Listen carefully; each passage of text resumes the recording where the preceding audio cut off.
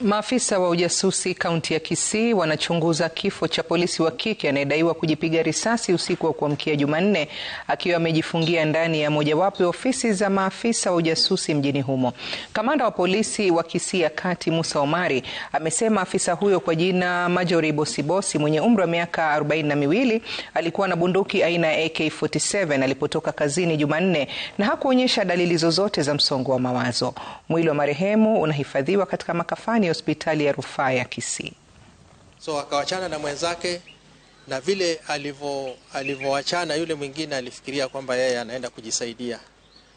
Ndipo akaja akaingia katika ofisi ambayo ofisi ya mawasiliano ambayo haitumiki sana wakati kama huu. Akaingia ndani, akajifungia kule ndani. Na hakuna mtu alijua kile ambacho kilitokea pale ndani mpaka leo asubuhi, wakati mwenzake aliripoti akiingia katika hiyo ofisi akapata ile mlango imefungwa.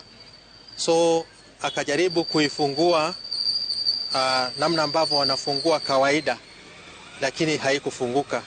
So walilazimisha ile mlango kufunguka, na walivyoingia ndani wakampata yule mwenzake ambaye yule afisa akiwa amekalia chini na bunduki imeanguka chini. Amekalia katika ile hali ambaye alionekana kwamba tayari kishaaga.